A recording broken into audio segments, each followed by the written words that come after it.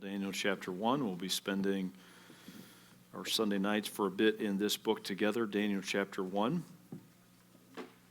And as you're finding your spot there, I mentioned this morning I'd been praying about what direction to go on Sunday nights for this spring and summer.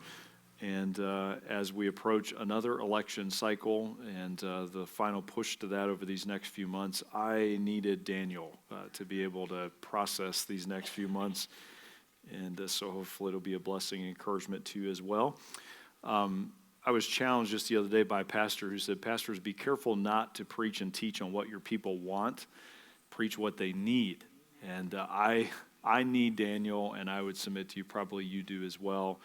And I think this book will be very refreshing and encouraging. It will challenge your thinking. The first half of the book is more narrative in its orientation, so it's more story-based. And then we get into some of Daniel's visions, and I've got all of that figured out, so I will clear up all of those ambiguities for you, dates and specific. No, I'm just kidding. But we will look at that as well, the last half of Daniel, and excited to study through this with you. As you're finding your spot there, can we pull up, Nick, that slide? So one of the things we're going to do, as you know, we'll mention in our church family meeting more specifics, but we're going to be upgrading our bus, so the bus will basically block out the sun when we get our next size bus. We may not park it right up against the building, but one of the things I mentioned is we're hoping to do some trips. We got that there, Nick? It's not working. It seems like when Nick is back in the sound booth, just saying, Nick, I love you, but maybe it's Sunday nights. Maybe it's just Sunday nights after. Anyway, we're going to be, hopefully, Lord willing, Sight and Sound is in Lancaster is showing Daniel. And so I just want to give you a date. If you want to write down the date, more details to follow. But October 11th and 12th is the weekend. We're going to fill our bus, hopefully. I think we have about 40 seats in that, if others want to carpool if we need to. But we will leave on Friday morning early, check into the hotel, watch the show Friday night, and then come back Saturday morning is kind of our itinerary. And so it'll be kind of neat because I think we'll either be close to, that'll be the weekend right after the election. So that's also, or no, it won't. It'll be a couple weeks before the election. But anyway, it'll be right as we're winding down our series. I think it'll be a nice capstone to the study on Daniel. So I encourage you to make your plans, more details on that to come, but at least you have the dates, and we've kind of reserved a block of tickets for that. So we'll give you more details in the future on that. All right, so we're in Daniel chapter 1. We may have slides, we may not. Looks like we're not going to have slides tonight. Daniel chapter 1, let's look, if you will, at verse number 1. And we will read down through verse 3, and then we'll go down to verse 6 through verse number 8. In the third year of the reign of Jehoiakim, king of Judah, came Nebuchadnezzar, king of Babylon, unto Jerusalem, and besieged it. And the Lord gave Jehoiakim, king of Judah, into his hand with part of the vessels of the house of God, which he carried into the land of Shinar, to the house of his God, and he brought the vessels into the treasure house of his God. Go down, if you will, to verse 6. Now among these, it talks about some of those, not just possessions, but children that the king takes for himself from the land. Now among these were the children of Judah, Daniel, Hananiah, Mishael, and Azariah, unto whom the prince of the eunuchs gave names, for he gave unto Daniel the name of Belteshazzar, to Hananiah of Shadrach, to Mishael of Meshach, and to Azariah of Abednego. Verse 8. But Daniel purposed in his heart that he would not defile himself with the portion of the king's meat, nor with the wine which he drank. Therefore he requested of the prince of the eunuchs that he might not defile himself. So our study we're beginning tonight is this: He reigns, a steadying study in Daniel on God's rule in this present world. And I hope that the takeaway from our study tonight, as well as in subsequent weeks, will be this: that our God reigns. He is in control of all things, even when our world is turned upside down in ways that we see Daniel experiencing, and yet we see his tenacity to trust in the Lord. So what we're going to do is, over these 12 studies, as we work through the 12 chapters, is God, he reigns through something that's in our world.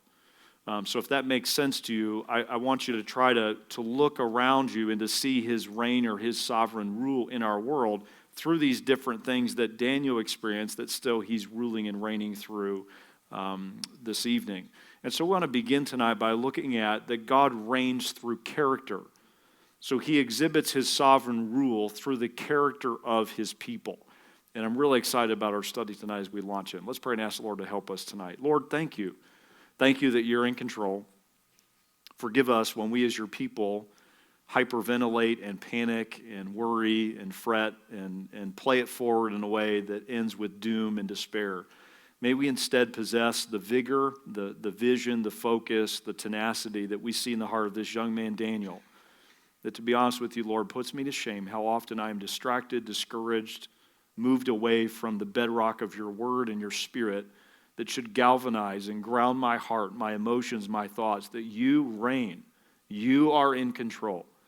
And because you're in control, I can relinquish my desire to control things, to protect my kids and my family and try to figure out the future, and instead just to be in right relationship with you and my neighbor, the people you've put in my life in this present moment to live out my faith, my hope, my love that I derive from you. I pray you bless our study, not just tonight, but through these subsequent weeks. I pray that we would leave this series with greater confidence in you, greater clarity about the future because of what you've revealed so distinctively and comprehensively in this precious book. Bless this study, be honored in it, we pray. In Christ's name, amen. We got slides back there, Nick? All right, hey, it's good. I see a pattern here. We don't have them, then we do. I wanted to show you this little graphic, and this, I don't know if this cracks you up, but to me this is hysterical. My sense of humor, my wife says, is a little off at times. But this is average duration of a phone call, all right? And the first two numbers is seconds. The second category is minutes. The last two zeros or numbers is hours. So if you have a boy talking to a boy, it's literally 59 seconds, best case scenario, okay? A boy to his mom or his mom, 50 seconds. Boy to his dad, 30 seconds. That sounds very familiar at the stage I'm at with my son Ian in Florida right now. Boy to girl, 1 hour, 23 minutes, 59 seconds. Girl to girl, 5 hours, 29 minutes, 59 seconds. Husband to wife, 3 seconds. I thought that one was classic. Mom to married daughter, 10 hours, 50 minutes, 59 seconds. Wife to husband, this is the best one, 14 missed calls. That's all there is between husband and wife. Isn't that so true? I mean, maybe not those exact numbers, but isn't it funny how we change, we adapt? My wife, Heidi, and I mean this in the best way possible if she ever hears about this, which I know she will, I tell her often she's a conversational chameleon. She's very good at adapting her tone, her voice to who she's talking to. In fact, I usually know who she's talking to on the phone without even hearing the person on the other end of the line. She just adapts to whoever she's talking to. If we're not careful, our relationship with God tends to ebb and flow based upon what's going on around us. The noise, the chatter, the people we're around, the way things are trending, instead of being grounded by the God that we claim to worship and serve. And here's the tough truth tonight that we're going to unpack in the time we have left. Our lack of consistent character exposes that we don't actually believe God is fully in control as much as we claim to believe that he is. Because if you believe that God is in control of every nuance of your life and existence, then your character matters in every moment and detail of your life. And so we need to grow in focusing on what we do control and what we are responsible for, which is our character. So let me give you just a brief introduction to the series, and then we'll get to the specific study for this evening. There's a little phrase found in verse 2 that you just kind of can read over it, and yet it's key to understand as we open the book of Daniel. So in verse 1, he sets it into human history. We'll talk more about the dates of Daniel's influence as a prophet in a moment, but he puts it into a specific year of the reign of Jehoiakim, king of Judah. And then notice verse number 2, it says, "And the Lord gave Jehoiakim, king of Judah, into his hand." So you have the narrator that begins the book by saying, hold on a minute, just so you know, Nebuchadnezzar, with all of his profile and all of his pomp and all of his army and all of his ego, as we'll see later in the book, did not have any means by which he could depose or take a ruler off the throne of Judah without God giving him that king. So from the very beginning, from the jump of the book, you see God's like, hold on, just so you know, with everything that we're going to look at, and then things about the future as well, toward the end of the book, it has to first, I have to sign off on it. That means everyone who's in power this evening and everybody who will be voted into power and out of power this fall only does so with the intervention and the permission and oversight of our God. That doesn't take away our duties to pray and to vote and do our part, but ultimately it is his responsibility. And so the Lord is the one who gives Jehoiakim into the hand of Nebuchadnezzar. And this is a major emphasis throughout the book, that God is sovereign and he rules in the affairs of men, despite the power brokers that pretend they are the ones calling the shots. And so we tend to view God's authority as being too abstract, when Daniel, he lived practically moment by moment, no matter who the king was, Babylonian, Persian, and all the transitions between these rulers. He was just focused on God is ultimately in control, and he lived in light of that in a very real and present sense. And so that's an introduction to the book, just that oozes, if you will, or jumps out as we begin chapter number 1. Now, there's one other phrase I draw to your attention. Look at verse 2.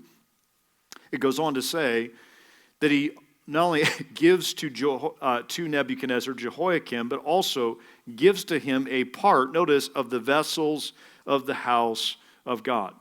And what does Nebuchadnezzar do with those? In his insolence, he carries them into the land of Shinar, to the house of his God.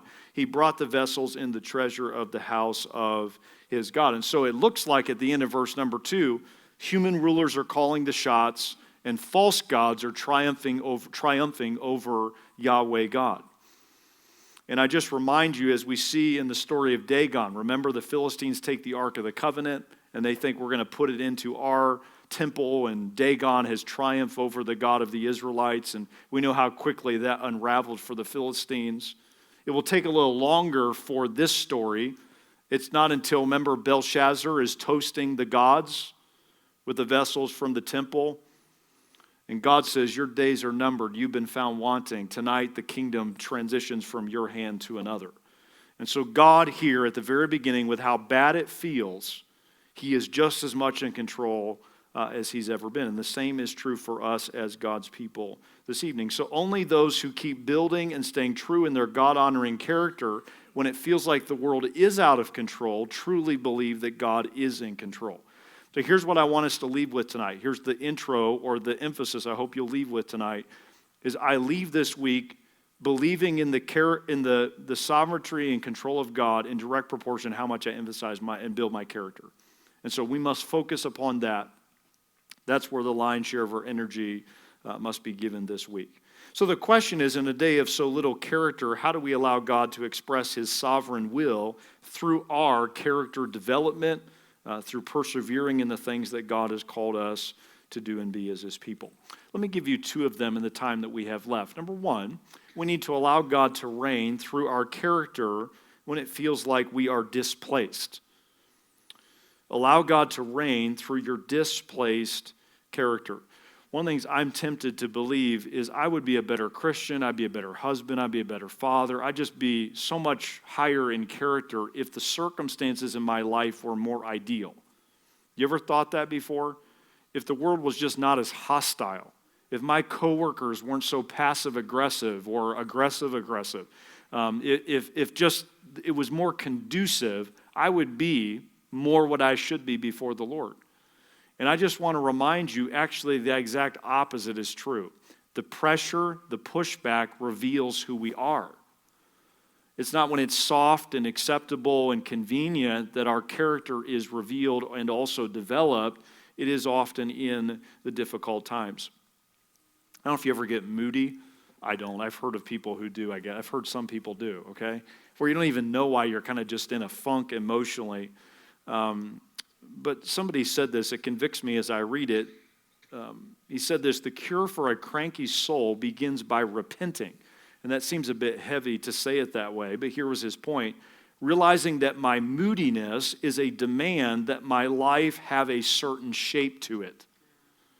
So our moodiness is, I don't like what my life is like. And so because I don't, I'm going to cop an attitude and then excuse it or blame my circumstances, where in reality the issue is my lack of character. And so here we see Daniel, who was a bit displaced, right? He is literally, as a young man, likely preteen, ripped out of everything he knew. And yet, even with all of that displacement, we still see him modeling and practicing the character that God enabled him to instill. So let's talk about two areas of displacement we must navigate if we want to let God reign in and through our character. Number one, jot this down. See, first of all, that Daniel is displaced in location. So he's moved from one geographical place that's familiar to another that is foreign in every sense of the word, and yet we see him still embodying character. All right, look at verse 3. The king spake to Ashpenaz. We haven't read these verses yet. The master of his eunuchs, that he should bring certain of the children of Israel and of the king's seed and of the princes. Rabbinic tradition believes that, based upon Isaiah 39:7, where Isaiah says to Hezekiah, of your own sons, the king of Babylon will make them eunuchs. Actually uses that exact same phrasing. And the rabbinical tradition would be that Daniel was a descendant of Hezekiah. He at least was a noble. He was a son of a prince. He was someone of influence. This young man is recruited, not in a way, hey, could we have the parents sign a permission form? He just took him. There was no permission granted, and these descendants, likely of King Hezekiah or some other nobility in the land, they are now taken in verse 3. Notice the description of these children they were looking for. We have some descriptive words of what Daniel would have been like. Children in whom were no blemish. The word children there indicates they were not of great age. In whom was no blemish, but well favored and skillful in all wisdom, cunning in knowledge and understanding science, and such as had ability in them to stand in the king's palace, in whom they might teach the learning and the tongue of the Chaldeans. And so we see the qualifications were not just their birth right, but also physically and intellectually they were children of great potential. The word children that's used here is yeladim, and it seems to indicate someone who is pre-puberty. Is kind of the feel of that. We'll come back to that more in just a moment. But they were very young. And so the command was, the king said to his official, Ashpenaz, to train these young men in the language and literature of the Babylonians and to give them the culture of their enemies. Now, here's all I'll say, because we'll get to it more in verse number 8. But Daniel is displaced, and in verse number 8, in a foreign land, he still determines in that place to live under God's law. Now, I'm not talking about law versus grace. I'm just talking he chose to comply, to have character in a place that was not ideal to comply with God's law. He did not view the change of location as an out or an excuse for him not to align with what God's expectations for him were. When God is our king, it doesn't matter where we are or where we're not, we still choose to live in obedience to his word. It's amazing to me how much as God's people we are fickle, we are circumstantially defined. And we allow that to excuse us not being everything that we should be in the sight of God. Here's what's fun about this, or exciting about this, is when I choose to have character before God, no matter where he allows me to be, that place that he relocates me extends his rule to. Because now in that workplace, in that neighborhood, in that season of life I would not choose, I can let him reign by submitting myself to his rule in my life. And so it's a beautiful thing when we choose, like Daniel, to not obey just the king of this world or the kings of this world, but we submit ourselves to what God has revealed. Here's the question, tough question tonight. Where are you allowing the dislocation in your life, physically, emotionally, relationally, spiritually, that may even be caused by others to move you outside of submitting to his rulership in your life? So someone else's moves that affect you and maybe move you if you're not careful, where are you letting what they're doing and not doing move you away from submitting yourself to the rule and reign of God? I know this to be true. It's tough even to say it, but I always choose who I'm submitted to. There's no circumstance, there's no event. You preach it to me when I need to hear it, and I preach it to you tonight. We choose who to submit our heart to. No matter what season of life we are in, no matter what relational status we have this evening, no matter what economical, physiological struggles we may have, we still choose, despite our circumstances, who calls the shots in our life. And the one that has character adheres to that submission no matter what is going on. I don't know what all trauma is represented in the transition between Daniel being safely tucked in bed at home to now being put into this house of the eunuchs, but it had to be a traumatic transition. And yet you see his heart, his mind, his character is anchored and moored to what God expects of him. And my prayer is not just that we have that as adults, but our young people also, right? That they have that character no matter what the future may hold. That gives me hope because I cannot prepare the path for the child, but I can prepare, with God's help, the child for the path, right? I don't know what the future holds for our kids, but I do know that godly character is always the way forward. And they got to first see it in me, and they got to see it in you. That is truly the way we navigate no matter what God calls us to in location. All right, number 2, look at verse 5.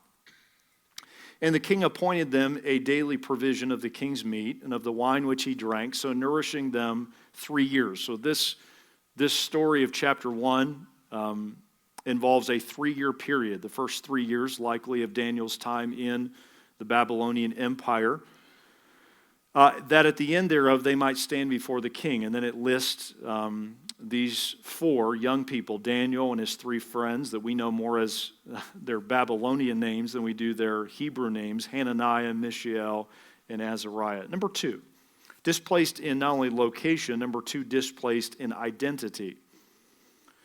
So the Babylonians and King Nebuchadnezzar was not just after relocating them geographically and then allowing them to maintain their cultures and their customs, and their religion.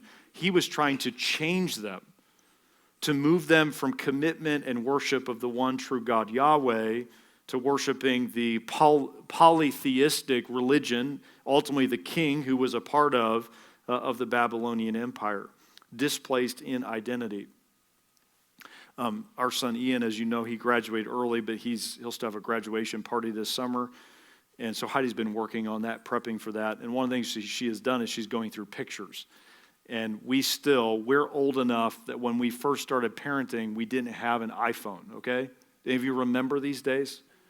And it's physical pictures in boxes. And thankfully, when we moved this last time, she went through all of that and kind of put all of Ian's stuff in one place and Landon's stuff, my stuff, I think she threw away. But anyway, she put our stuff in their thing. So she had it. So she was just going through picking pictures to put on the displays that I'm overseeing all of that, of course. The graduation party, I'm very involved in where the pictures go and which pictures we choose. But anyway, she was going through that. So it's kind of like trip down memory lane. Moses and Cindy were over the other night for dinner, and we were showing them some pictures. And one of the things that brought back memories was when Ian, that we adopted, when we first landed in Detroit.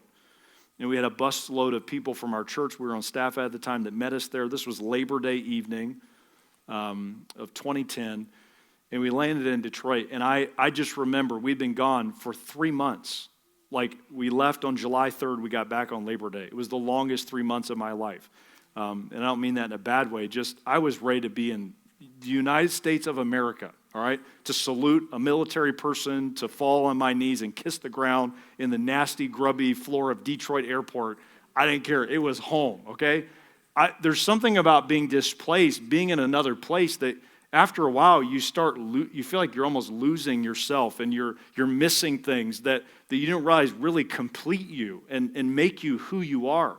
I don't know if we realize how much of our day-to-day existence we draw our identity from. What we eat, where we go, who we're with, where we don't go, maybe who we're not with, okay? Things that we interact with, they largely define how we view and feel about ourselves. And so here you have Daniel, who is displaced not just in location, but he has people with a lot of power trying to change who he is, how he views himself.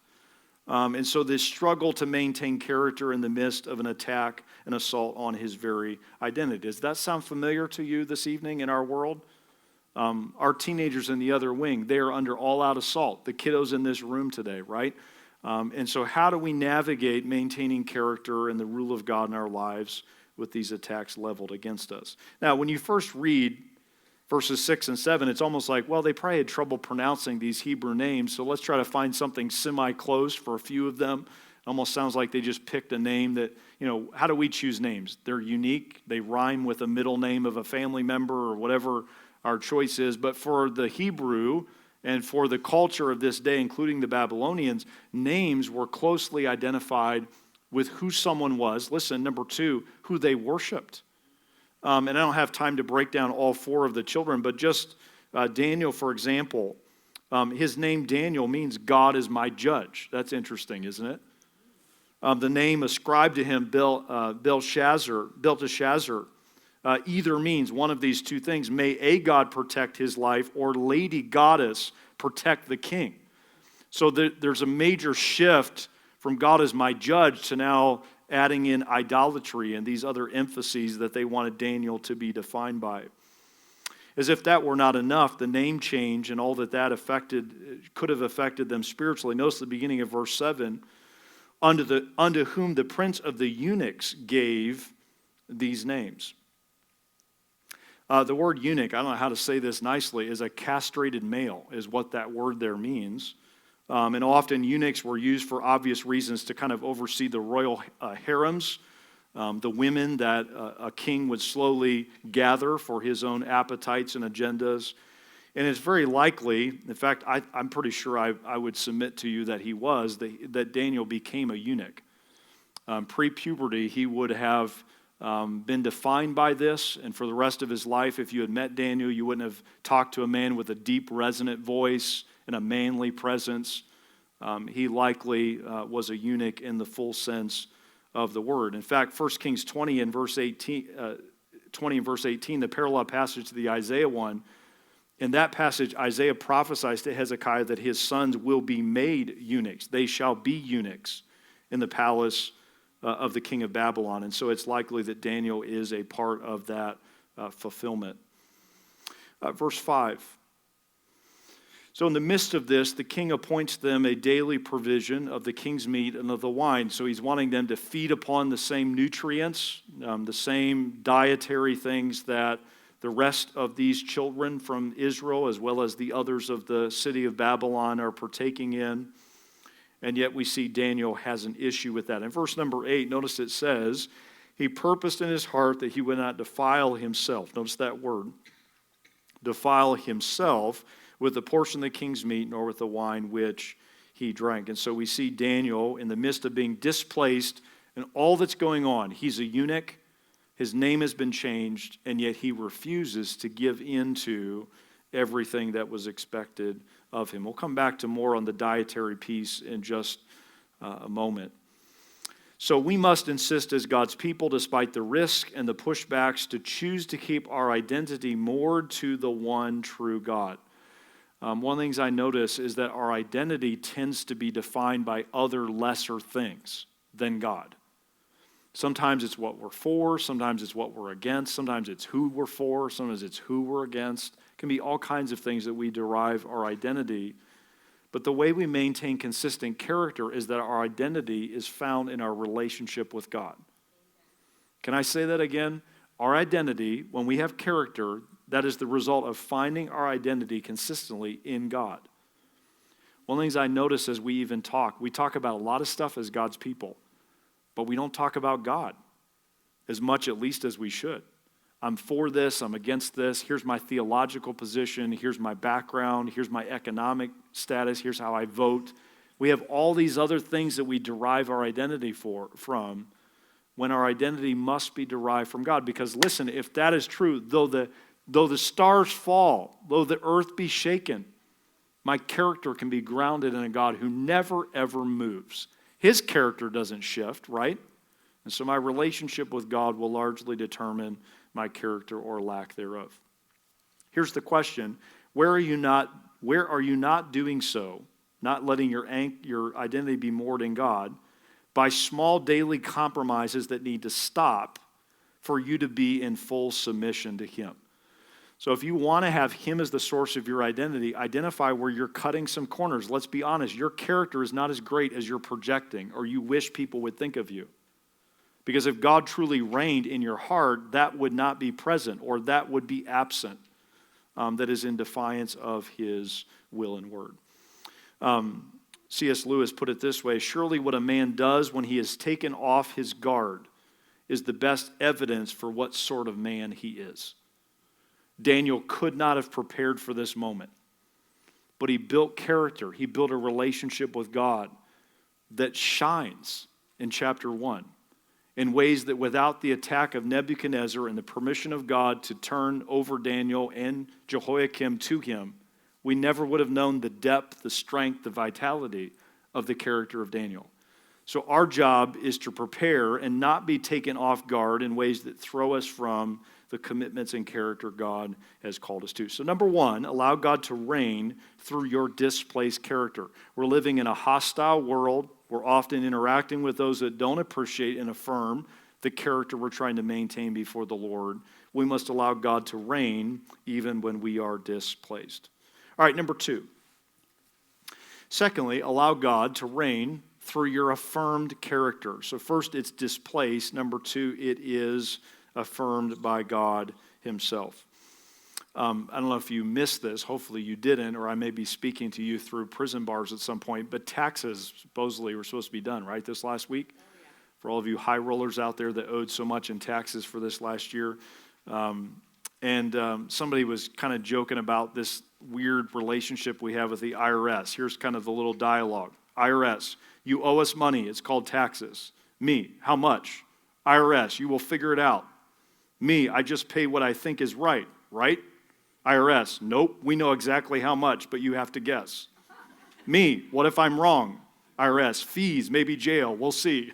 It's like, it's like I'm reporting, but you supposedly already know. And it's such a relief, isn't it? When you either get your refund or your check clears if you owed taxes, it's like, whew, we got through another year. I'm good. Affirmation.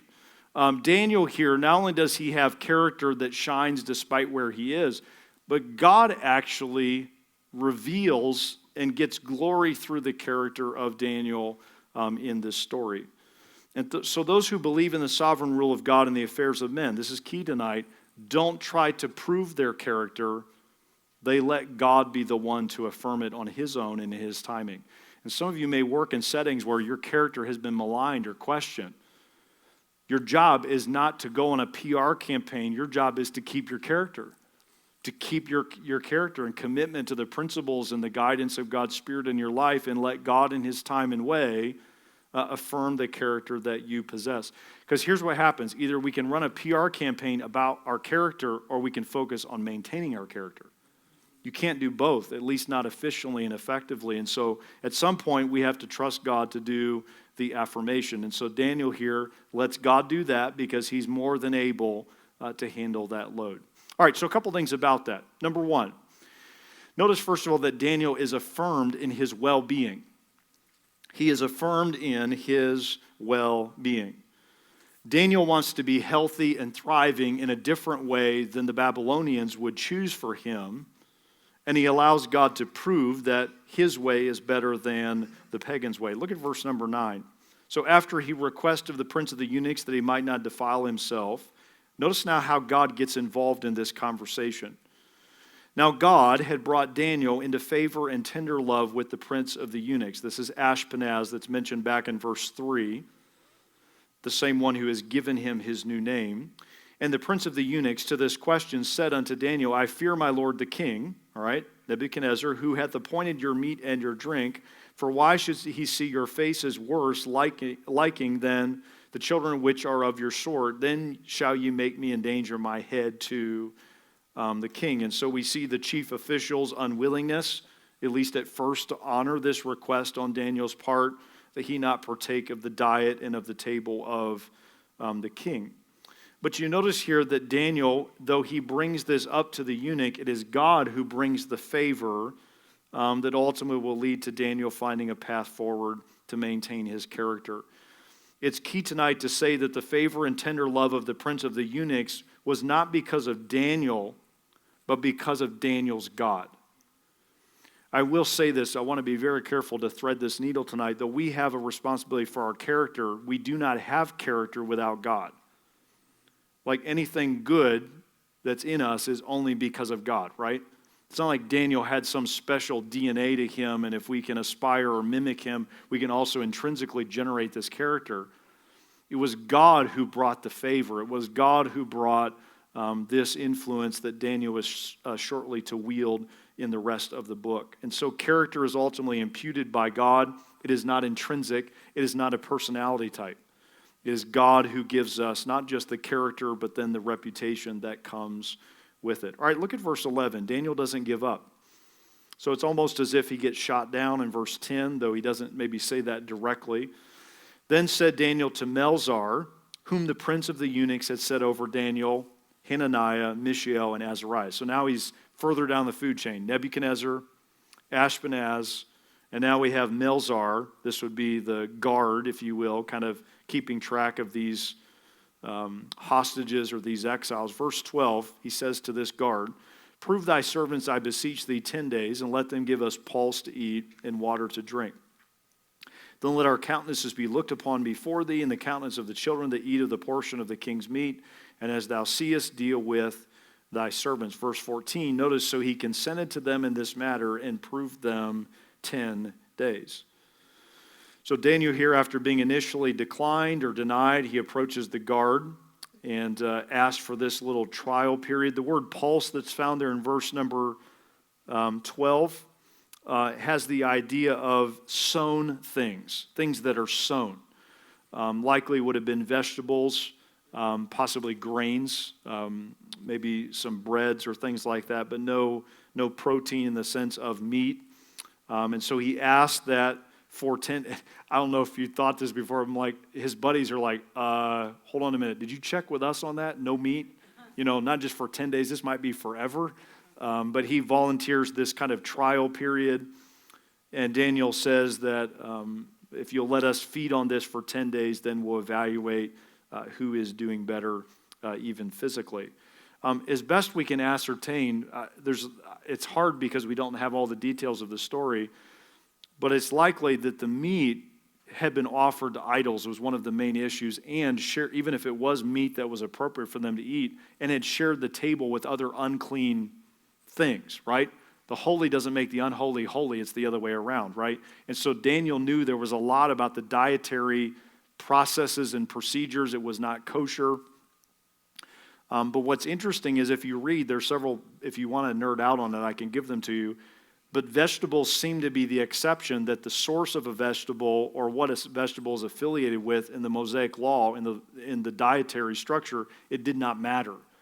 So Daniel figured out a way to he had to eat, he had to look out for his buddies as well. And so he found a loophole, if you will, or a way to honor the Lord and yet maybe do so in a way that would comply with the authorities over him.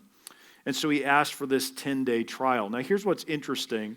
In verse 13, he doesn't outright say it, but I think he says it. Look at verse 13. Then let our countenances be looked upon before thee, and the countenances of the children that eat the portion of the king's meat. And as thou seest, deal with thy servants. What is he saying there? He's basically saying, we are going to look healthier.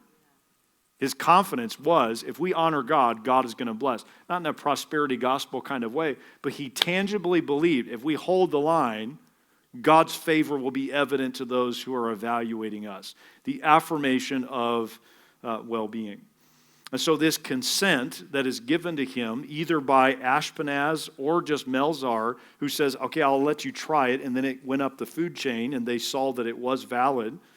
But this consent that was given shows God intervening on behalf of those who trust him enough to keep trying to find a way to honor him. Daniel could have given up, couldn't he? Well, I said something, and now I guess I have to go along.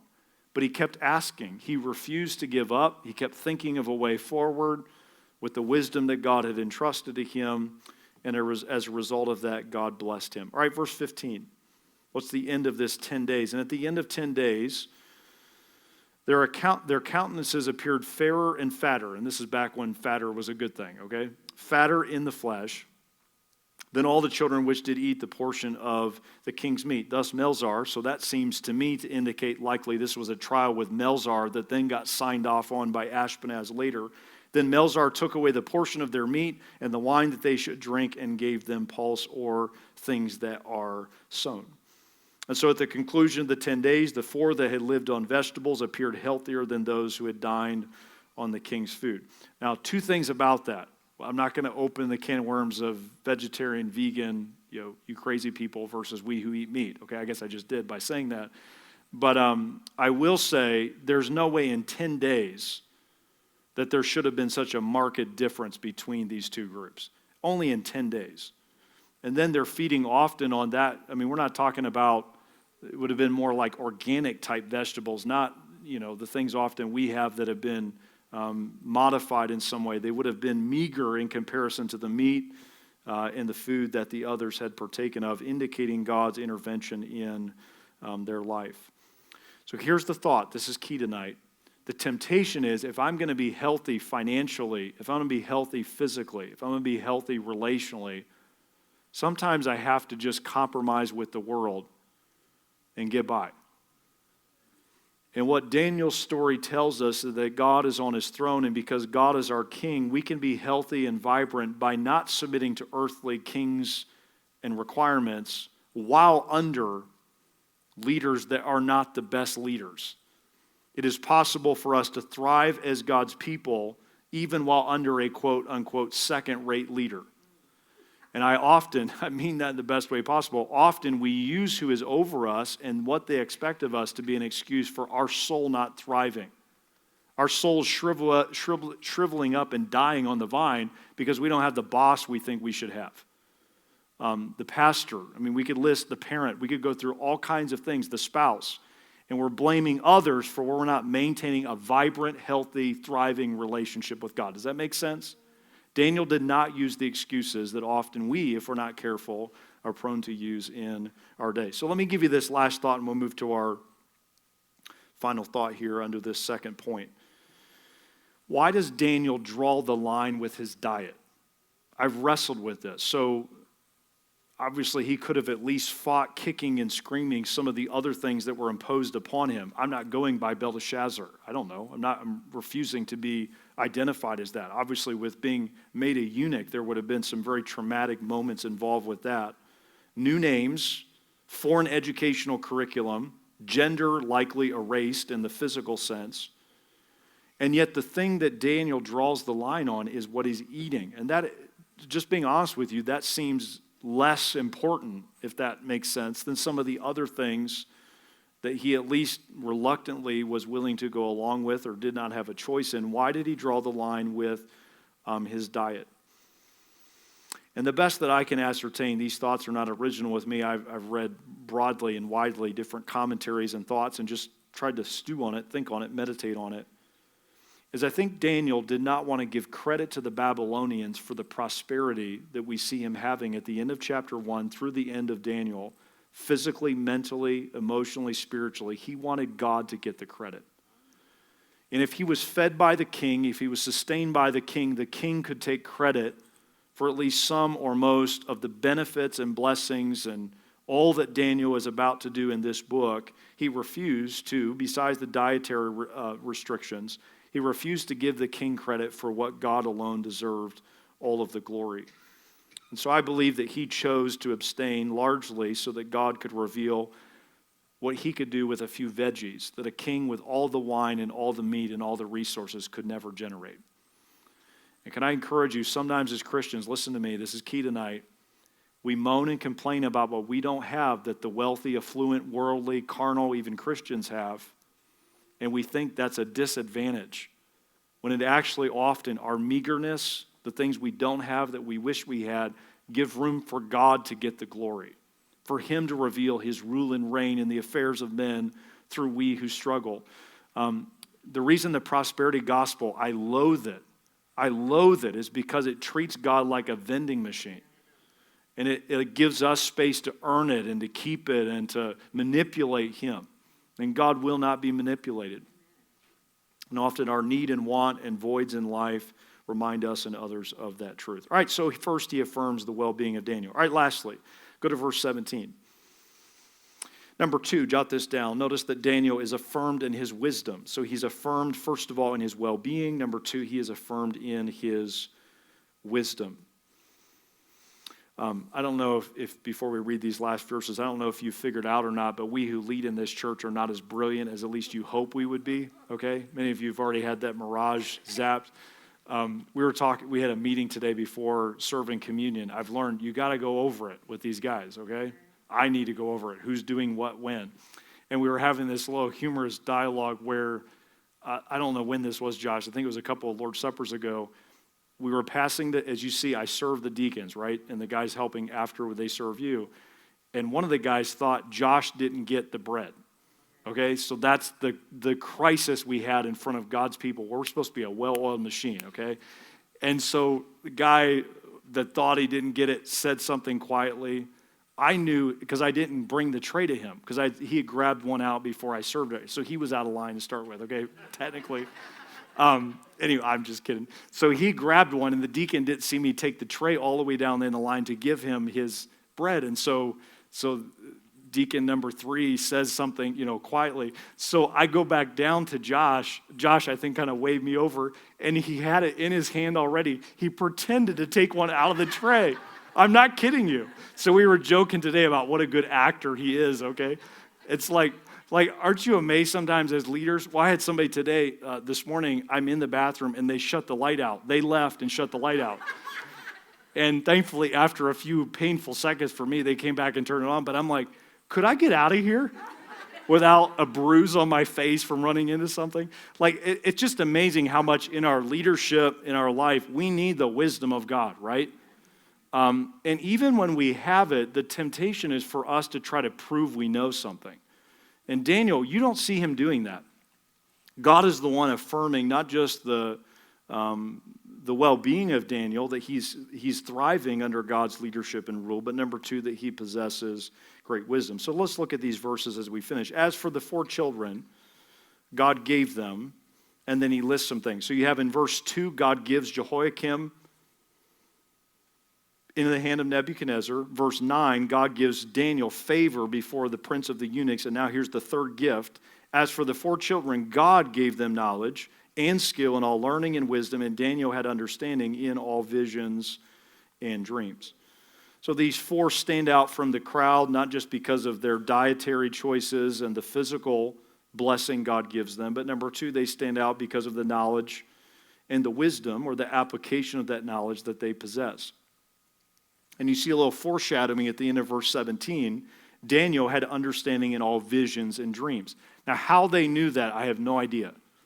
I don't know if they tested them in some way. Okay, back when it was Scantrons, like fill in some bubble, A, B, or C, or D, and they checked the answers to the questions and found out these guys were light years ahead of everyone else. But somehow it was known, and God here lets us in on it, that not only did they possess greater knowledge, but they actually possess discernment that an unsaved or a pagan person could not possess in understanding all visions and dreams. And so Daniel here has been chosen by God with these special gifts.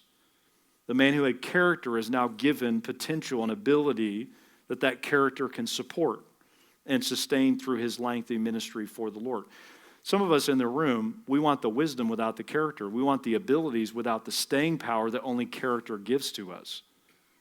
Our focus needs to be on character. God will take care of both giving and proving and allowing us to be viewed as wise in the eyes of others around us. All right, verse 18. Now at the end of the days, so that's kind of almost an aside. That may be God's perspective. Then Daniel records it for us here in verse 17. Verse 18. Now at the end of the days, the king had said that he should bring them in. So 3 years removed from the beginning of the chapter. Then the prince of the eunuchs brought them in before Nebuchadnezzar. And likely all of these young men now as eunuchs under his oversight, the king communed with them, and among them all was found none like Daniel, Hananiah, Mishael, and Azariah. I love that it uses their Hebrew names there. Therefore stood they before the king. Verse 20, in all matters of wisdom and understanding that the king inquired of them, he found them 10 times better than all the magicians and astrologers that were in all his realm. So none equal, not just the young men that were around him, but also those who had been long enshrined as leaders of the country. They were smarter. I would just add this by way of expression where it says 10 times better. Was it technically exactly 10 times? I mean, I take God's Scripture at face value, but was it quantified in that way? You'll see several times in Scripture where 10 times more means it's an idiom for many times. And if you want to look at it, Genesis 31:7, as well as verse 41, Numbers 14:22, and then Job 19:3, but where it talks about 10 times more. And the idea is that it's exponentially greater, is the idea here. They are much, much smarter and wiser than the rest of their peers. All right, verse 21. And Daniel continued, even unto the first year of King Cyrus. What's interesting about verse 21 is we have both the starting date of Daniel's prophetic ministry and we also have his end date. So if you notice chapter 2, it goes back to Nebuchadnezzar, right? So what you have in verse 21 is the end point of Daniel. He serves from the third year of Jehoiakim, that's a date set in human history, unto, as you see there in verse 21, the first year of King Cyrus, the end of the exile as things begin to unravel in God's leadership for his people. So it's key. That's a key verse. And here's what I encourage you with as it relates to character. What that says to us tonight, verse 21, is that Daniel outlasted his conquerors. Right? He began going into captivity when it all went down, and Daniel's still there when it all ends. That's the staying power. That's the endurance that only character, fueled by faith and the fact God rules in the affairs of men, we can outlast our conquerors. It's amazing to me, the political cycles, the winds of economics, everything goes through things, right? Everybody's worked up about inflation and interest rates, and we could go to all kinds of metrics and things that to me seem very concerning, and probably I should be concerned about in one sense. But one of the things I've noticed is that all this goes up and down, and it keeps going up and down, but God still reigns. He outlasts them all, and I know if I associate with him, in the end, I will not regret that. I'm not saying it's going to be easy.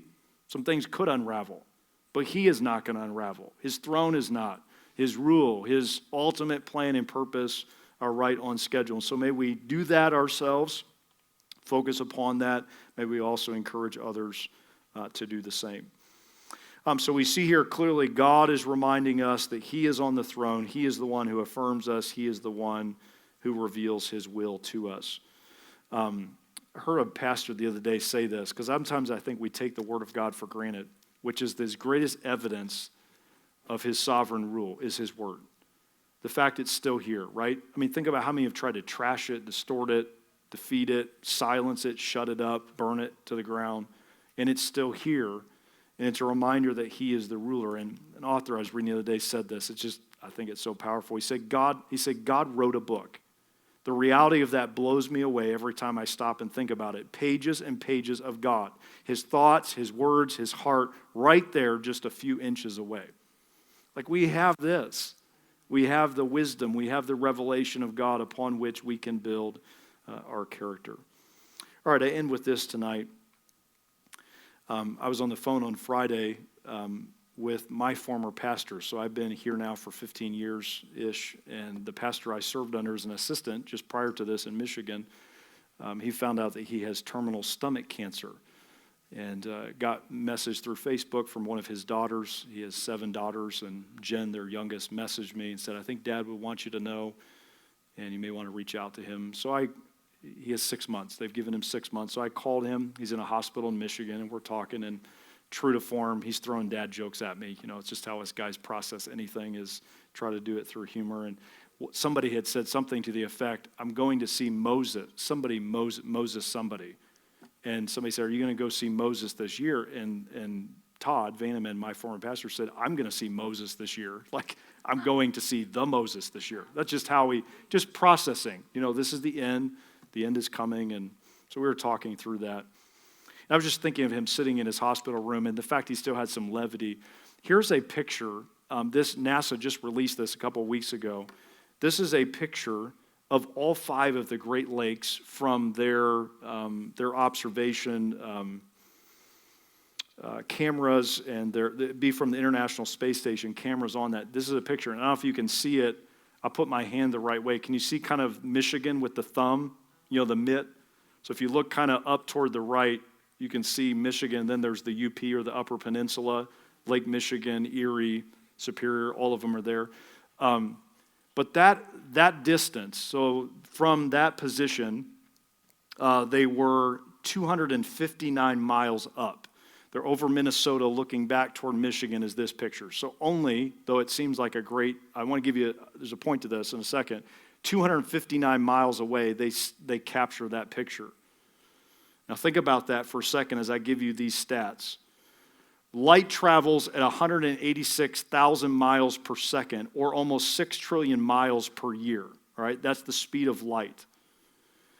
It would take 2 million light years to reach the nearest galaxy to where we live. All right, that's if we're traveling at that speed. It would take 2 million light years to reach the nearest galaxy to our galaxy. Just trying to show you how big our God is for a second, who made all this. All right.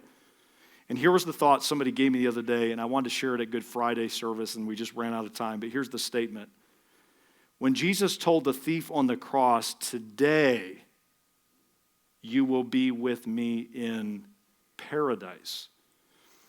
And here's what struck me as I thought about that. Think about logistically, scientifically, what kind of distance we're talking about traveling. I know we're talking about spirit versus physical, and all of that is also in play. But here's my thought to us as we end. God is bigger than you think and feel he is. Number 2, listen, this is key. He's also closer than you feel and think he is. He's all up in your business. He's right here. He's right in your tomorrow. He's in your space. He's ruling. He's reigning. He's got it all, everybody and everything, everywhere. It's all under his throne. It's time for we as God's people to live like it with character fueled by that conviction. Because I notice when I forget that, I start cutting some corners, or at least thinking about those cuts around the corners. But when I know he reigns, every detail of my life matters, as we talked about this morning, and what I do and who I am in them still matters. Now, lest you get discouraged because I don't have character figured out in a perfect way by any sense, and I dare to say that you would not as well, came across this statement that I think is so good. Jesus is not after your perfection, he is after your surrender. Right? Jesus is not after your perfection. You don't have to have perfect character. You just have to surrender yourself to that God who does have character in its purest, ultimate sense. And let who he is change you, sustain you, grow you. Because, brethren, he reigns. He doesn't just reign in some far-off place called paradise and heaven. He rules and reigns here. And shortly he will re-exert himself fully. And we will not regret living in light of that today, tomorrow, this week, until he returns. Let's pray. Father,